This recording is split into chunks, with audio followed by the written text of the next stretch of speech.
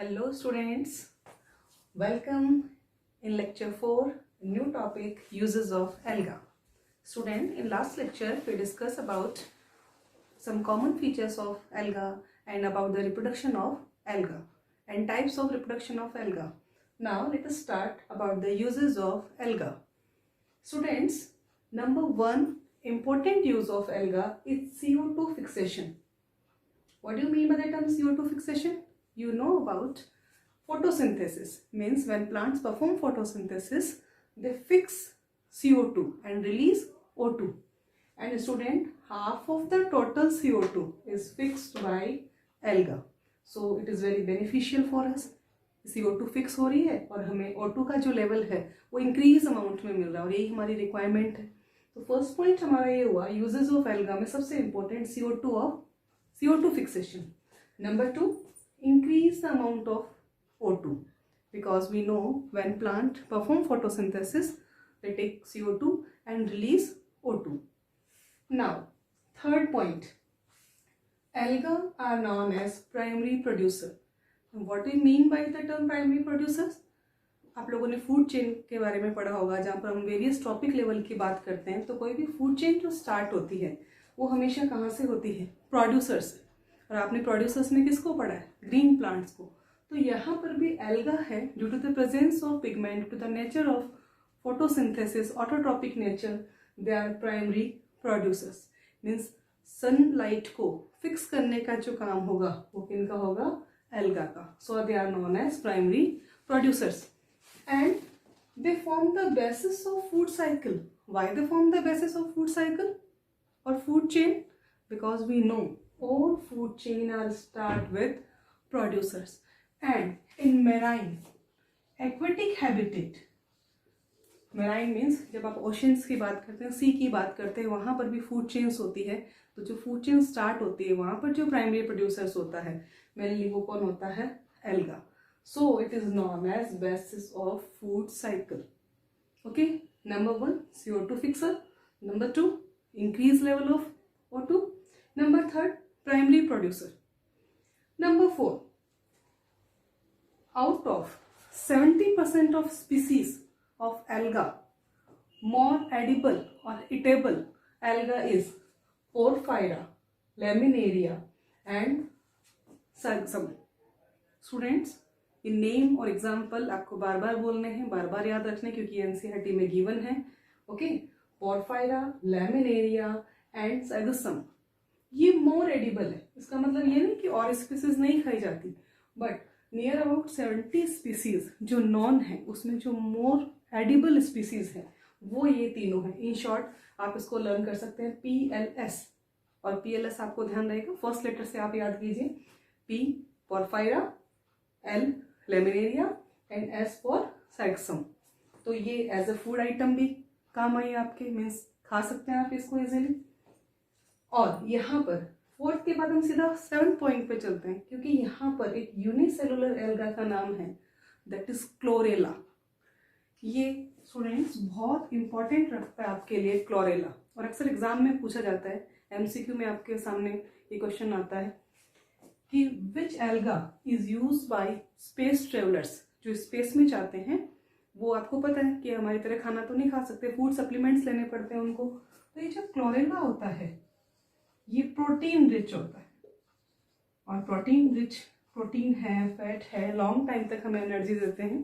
ठीक है, तो प्रोटीन रिच फूड होने के कारण क्लोरेला जो है वो स्पेस ट्रेवलर का फूड होता है. ओके, तो वैसे तो ये नाम तो ध्यान रखना, लेकिन क्लोरेला पे स्पेशली आपको फोकस करना है. यदि ये बात आती है कि used by space traveller, then chlorella. Okay, now 5th point, show the nature of hydrocolloids. What do you mean by the term hydrocolloids? Hydro simply used for water, means water holding capacity. They have capacity to absorb the water. तो कौन सी structure है जो water को absorb करती है और कहाँ utilisation होता है इसका? यहाँ पर 2 एग्जाम्पल लिखे हैं स्टूडेंट्स मैंने. First is obtain from brown alga, that is algin. Number 2 that is obtained from red alga, it is kerosene. Azine and kerosene are hydrocolloids in nature. अच्छा, उससे पहले है क्या ये एल्जीन और केरोसिन ऑब्टेन कहाँ से होता है? सिंपली हमने ये मान लिया एल्जीन ब्राउन एल्गा से हुआ और केरोसिन रेड एल्गा से, बट कहाँ से? सपोज ये एल्गा है, ये उसकी सेल वॉल है। सेल वॉल की जो आउटर कवरिंग होती है स्टूडेंट्स, ये सबसे आउटर कवरिंग, ये जो आउटर कवरिंग होती है ब्राउन एल्गा में एल्जीन की होती है और रेड एल्गा में केरोसिन की। तो जो आउटर कवरिंग होती है इसकी नेचर होती है वाटर को एब्जॉर्व करना। ओके, तो ये वाटर को अपने अंदर होल्ड कर लेती है, एब्जॉर्व कर लेती है। अब नेक्स्ट है इसके जो प्रोडक्ट्स, और भी यूजफुल प्रोडक्ट्स हैं जो कहाँ यूज होते हैं। तो स्टूडेंट्स अगर नाम सुना होगा आपने AGAR, जब आप हाई लेवल की स्टडी करते हैं वहाँ पर जब आप लैब में कुछ माइक्रोब्स के साथ एक्सपेरिमेंट करते हैं तो माइक्रोब्स को ग्रो करने के लिए न्यूट्रिएंट्स देना पड़ता है कि वो माइक्रोब्स कहाँ ग्रो होगा, तो उसके लिए जो यूज़ किया जाता है एल्गा का प्रोडक्ट वो होता है अगार, और इसके लिए अगार अगार्ड भी टर्म यूज़ की जाती है। And it is the product of algae that is name as gelidium and gracilaria. Biology में सिर्फ एक दिक्कत होती है नाम को याद करना, क्योंकि टर्म्स थोड़ी मुश्किल होती है, बट वही फर्स्ट डे हमने कहा था मुश्किल कुछ भी नहीं होता। तो अगार प्रोडक्ट है obtain from gelidium and gracilaria, example है एल्गा की जहाँ से अगार ऑब्टेन होता है। फर्स्ट आपको बताया, सपोज आप माइक्रोबायोलॉजी के स्टूडेंट हैं तो वहाँ पर आपको इन विट्रो कल्चर करने होते हैं। इन विट्रो कल्चर का मीनिंग होता है लैब के अंदर माइक्रोब्स को तैयार करना, उनका नंबर इंक्रीज करना, तो उनको जो फूड प्रोडक्ट दिया जाएगा वो होता है अगार। मीन्स आपने अगार अगार यहाँ रख दिया और इसके ऊपर माइक्रोब्स क्या होंगे, ग्रो होंगे। तो माइक्रोब्स की ग्रोथ के लिए जो सबसे अच्छा न्यूट्रिएंट यूज होता है वो होता है agar. Number 2, it is use in the formation of jellies and ice cream. अब देखिए ये बड़ा सिंपल है, जेली आप घर पे भी ट्राई कर सकते हैं।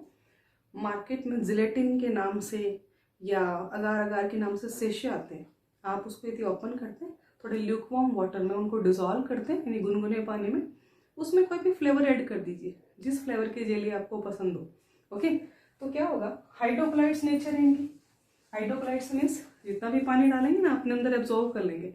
आपने ये वाटर यहाँ लिया, इसको बॉईल करने के लिए हल्का सा गर्म करने के लिए रखा, इसमें ये अगार अगार डाल दिया, जिलेटिन भी नाम लिखा हुआ आता है कई बार उसके ऊपर, और जैसे आप इसके अंदर डालेंगे फ्लेवर डालेंगे वाटर को एब्जॉर्व करके आप उसको थोड़ी देर के लिए फ्रीज में रख दीजिए, वो सॉलिडिफाई हो जाता है और वो जेली जिस मोल्ड में आपने डाला ना वैसे बाहर आ जाती है।